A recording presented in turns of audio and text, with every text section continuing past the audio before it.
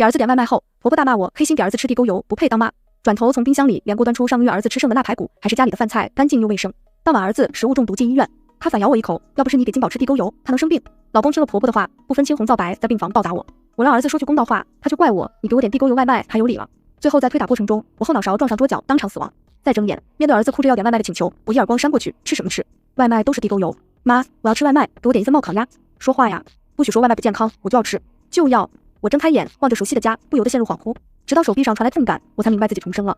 儿子许金宝正拉着我手要吃冒烤鸭，见我不答应，开始不耐烦掐我手臂上的软肉。恍惚间，我想起来上一世儿子也是这样拉着我撒娇。由于婆婆是个勤俭到极致的人，家里的饭菜哪怕剩下一口油，也要留着下一顿煮面，所以一个星期基本有5天都在吃剩菜剩饭。我想着儿子总是吃家里的剩菜，偶尔打打牙祭，吃点冒烤鸭也没事，就偷偷点了外卖，还嘱咐儿子不要告诉奶奶，免得婆婆误会我宁愿点外卖也不给孙子吃她做的饭菜。没想到婆婆还是发现了，大骂我黑心给儿子吃地沟油，不配当妈。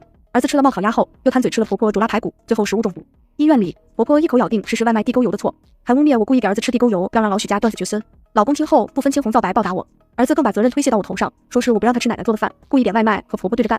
推搡过程中，我头撞到桌角死亡，他们却对外宣称是我精神恍惚没站稳出了意外。葬礼上，老公儿子哭到晕厥，可第2个月家里就换了一个7个月大有身孕的女主人，说是儿子不能没有妈妈照顾，后妈也是妈。儿子把我的衣服珠宝全部送给怀孕的女人，还腼腆道死人的东西，小月阿姨你别介意，这就是我花了半条命生下的儿子。想到这，我推开他掐着我的手，一巴掌扇过去，吃什么吃？外卖都是地沟油。许金宝懵了，大概没想到我会打他，哭着跑进厨房，奶奶，那个不下蛋的母鸡打我，你快砍死他！厨房里，婆婆正将许金宝上个月吃剩的腊排骨丢进锅里，闻言大怒，他居然敢打你！随后怒气冲冲牵着儿子出来，你有什么气冲我撒？打孩子算什么本事？你这种不下蛋的母鸡，有什么资格打我孙子？不下蛋的母鸡，恐怕这又是婆婆在背后骂我的说辞。我难孕体质，打了100多针才怀上许金宝，从怀到生都遭了大罪。婆婆看着邻居孩子一年一个的生，羡慕的不行，背后嚼舌根骂我不下蛋的母鸡，要不是科技发达，他老许家就绝后了。连带着许金宝也学会这套说辞。我压下心头失望，回答金宝非要吃地沟油做的冒烤鸭，打他也是要让他长点记性。婆婆闻言低头问金宝，你要吃外面的地沟油？许金宝低头委屈吸鼻子。婆婆立马安慰，宝贝不哭了哈，外面都是地沟油兑香精，奶奶做的排骨才好吃。许金宝没想到一向疼爱自己的奶奶会反对，哭着在地上打滚，我要吃冒烤鸭，就要。婆婆慌了神，连忙道，不信你问你妈，是地沟油外卖好吃，还是奶奶做的腊排骨香？许金宝立马眼巴巴看着我，神情期待。我冷静扯出笑容，当然是婆婆的腊排骨干净又卫生，外卖都是地沟油。婆婆听完满意点头，听到没？连你妈都这么说，咱可千万不能吃地沟油。当晚，许金宝含泪吃完了整锅腊排骨，婆婆还故意不给我留饭，我也没胃口，直接回书房加班。关上门还听到婆婆的声音，看，奶奶给你报仇，不给你妈吃饭。儿子喜笑颜开，奶奶最好了。我瞬间气笑，剩了1个月的腊排骨真当我爱吃。到了晚上，许金宝果然闹着肚子疼，满床打滚。直到这一刻，我才彻底释怀。前世我一直心怀愧疚，觉得确实有可能是因为外卖不干净才吃出问题。毕竟婆婆的剩饭剩菜大人吃了也没见肚子疼，怎么刚巧点一次外卖就出事了？原来是我低估在冰箱冻了1个月腊排骨的威力。我和婆婆半夜叫了救护车，到了医院检查，医生说许金宝食物中毒，问我们在家给孩子吃了什么。此时许金宝已经痛得昏过去，中途还吐了一回。婆婆心急不已，没吃啥呀，就吃了家里的腊排骨和饭，也没吃外卖地沟油。医生有经验，直接问是现做的还是剩菜。婆婆毫不在意，有啥区别？孩子上个月吃剩的，热热再吃，这不很正常？医生听到上个月的排骨，瞬间瞪大眼睛，和周边护士交换了一个无奈的眼神。老人家，腊排骨本身就得少吃，上个月煮了上个月就得吃完，怎么能留到这个月？婆婆去了我一眼，有些人就不配吃。医生无奈，随后开始重点对婆婆科普，剩菜不要连盘子一起扔冰箱，容易滋生细菌。隔夜菜要少吃，超过3天就得扔掉。前世也是这样，婆婆在医生面前痛骂我不会当妈，给孩子吃地沟油，害金宝食物中毒，甚至想动手，被医生拦了下来。今世轮到婆婆被医生教训，一向张狂的她面对医生屁都不敢放一个。等医生离开，她立马质问我，看我被那小白脸教训你，心里一定很得意吧？我当然痛快。可表面上却不动声色道，妈你误会了，8成是医生误诊，家里的菜干净又卫生，怎么可能吃出病？婆婆脸色这才缓和许多，就是放冰箱的饭菜是不会坏的，什么隔夜生细菌啊，都是骗你的。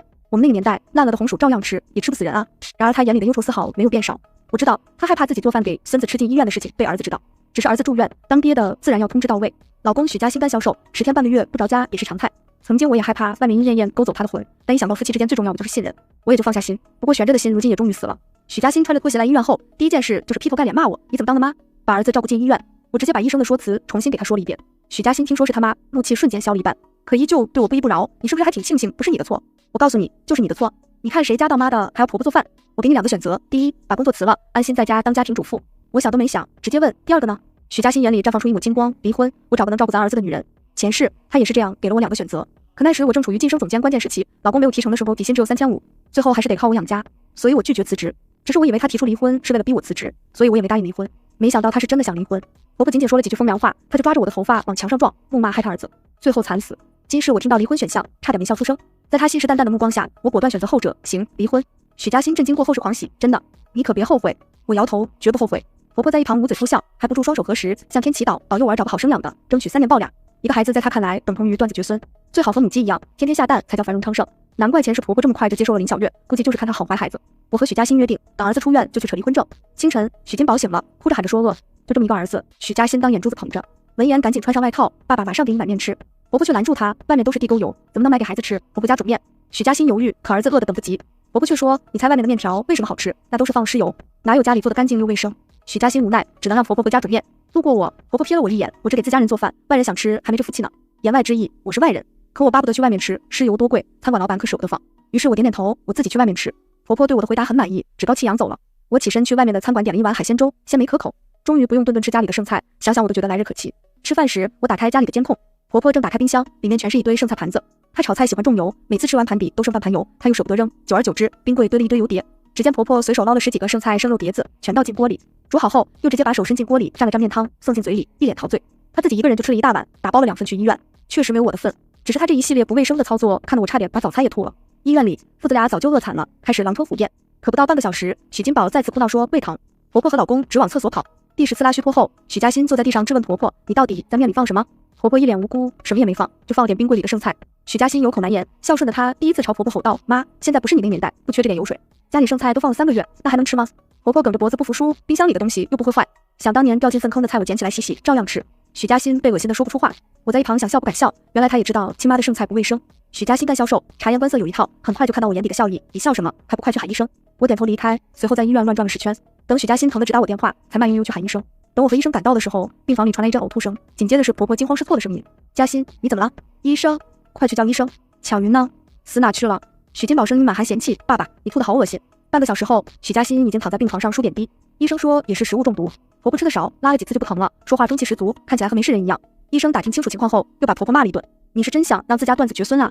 孙子当食物中毒，你就迫不及待又做了一堆剩饭，老人家求您了，别再害人了。”婆婆嘴唇嗫嚅，被骂得不敢抬头，眼神躲闪，可还是不死心道：“我那个年代观音土都吃过，不也没事。”医生绝望深呼吸，说不通，真的说不通。实习生忍不住，那也没见你顿顿吃观音土啊。婆婆气得翻白眼，双方都很不愉快。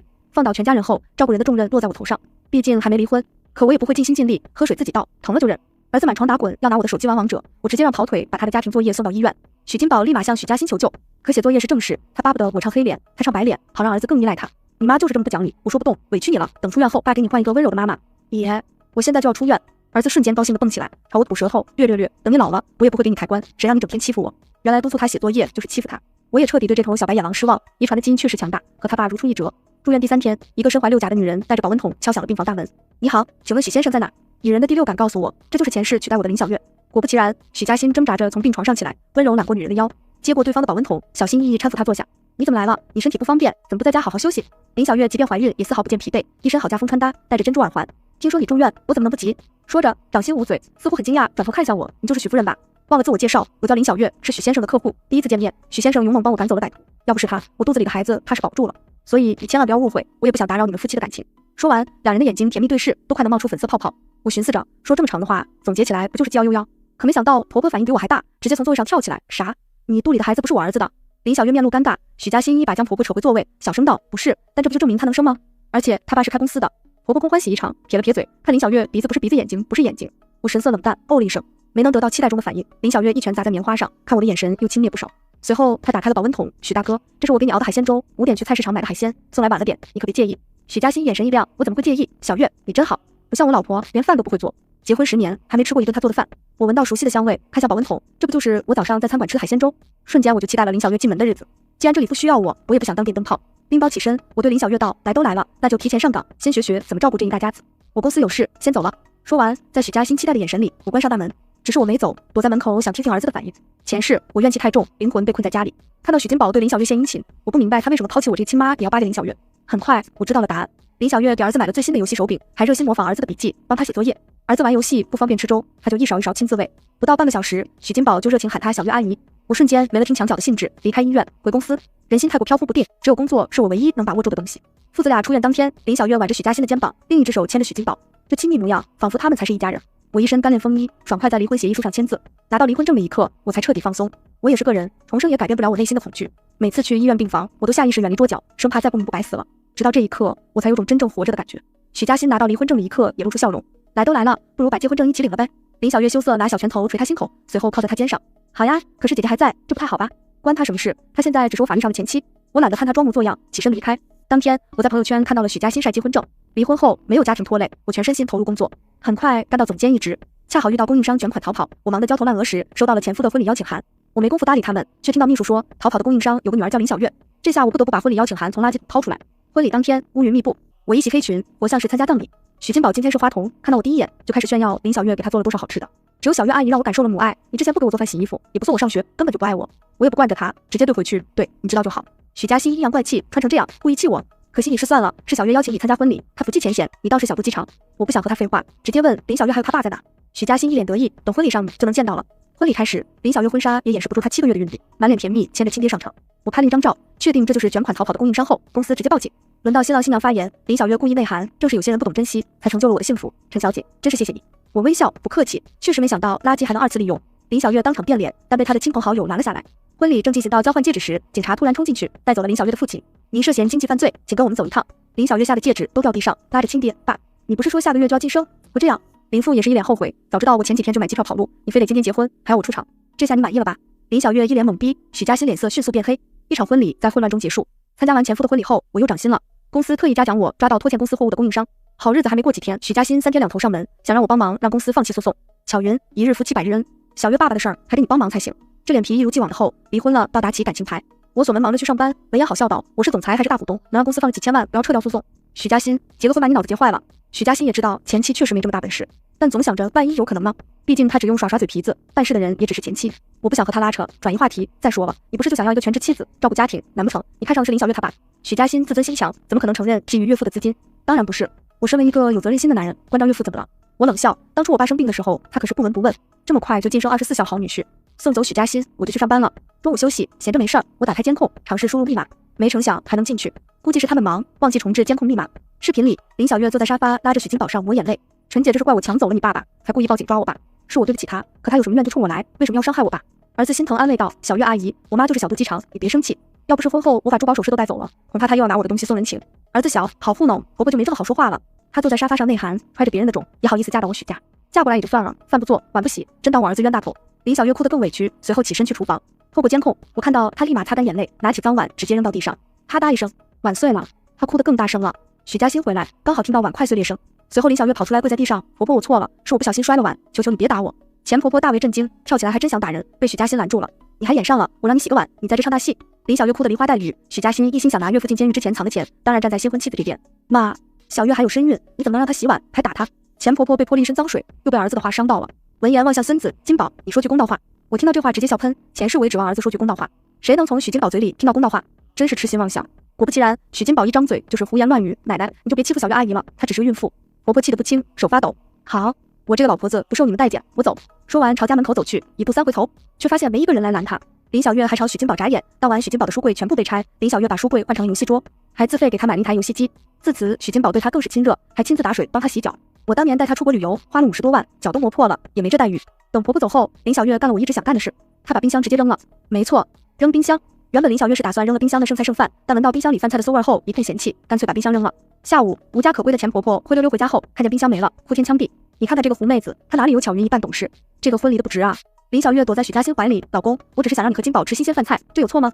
许嘉欣也早受够了母亲的坏习惯，要不是嫌弃家里饭菜难吃，她也不会天天住公司附近，也没机会遇到小月。行了，妈，早该扔了。我心情舒畅，关掉监控，恶人还需恶人磨，老话真有道理。然而我没想到前婆婆居然会找我，她带了自己做的饭菜，殷勤拉着我的手，说想我怀念从前的婆媳时光，甚至怂恿我勾引许嘉欣，然后复婚，都是那个狐妹子的错。巧云，你长得也不差，随便穿点短裙，保证把嘉欣迷得不要不要的。我听得差点吐了。你以为你儿子是什么香饽饽，能和他离婚？我差点高兴的满城放鞭炮，你居然还想让我复婚？前婆婆愣在原地，我继续把埋藏在心底的话全部说出来。你儿子就和你冰箱的剩菜一样，只有你当个宝，谁爱吃那些剩菜，早该扔了。我就算点外卖吃地沟油，也比吃剩菜强。对方愣在原地，精气神迅速抽离，整个人像破抹布一样灰败。他似乎还想说什么，我直接起身离开，丢下一句：以后别来公司找我，你不嫌丢人，我还嫌丢人。3个月后的晚上，我接到了许嘉欣的电话，他张口就是借30万。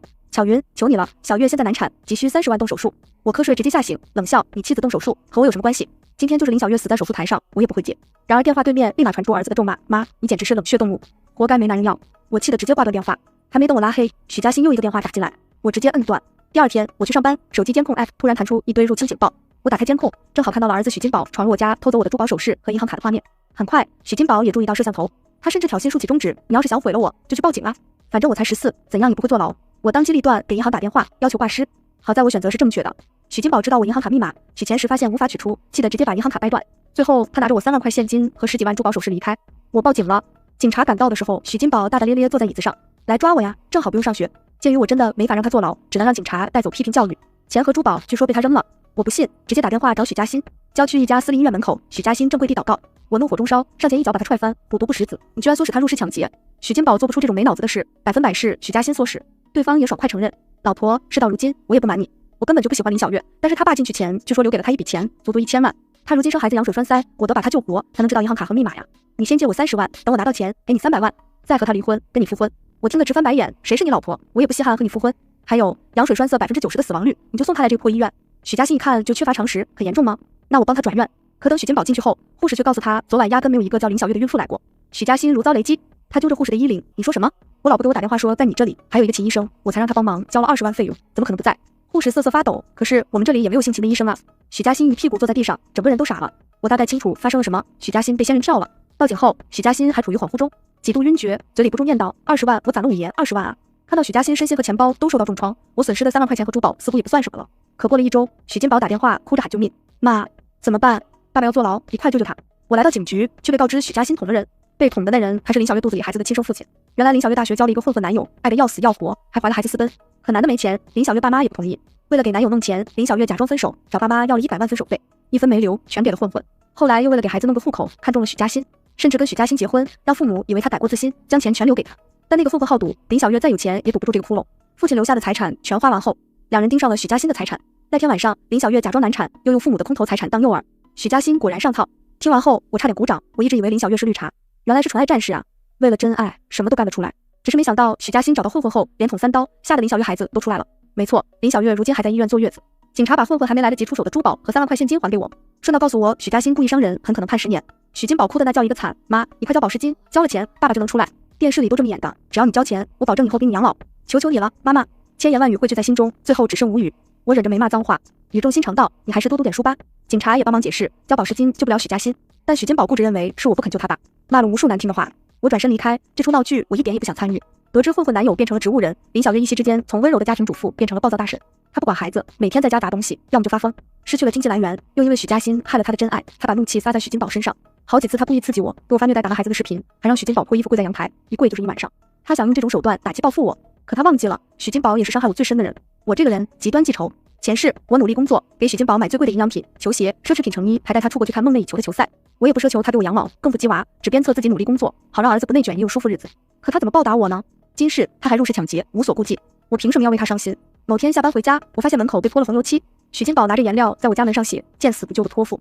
我心里最后一丝舍不得也烟消云散，直接打电话报警，又给小区物业打电话，让他们以后不要放外人进来。被警察带走的时候，许金宝还在挣扎：“你害我爸坐牢，你会遭报应的。”未成年犯错也只是被教训，无法判刑。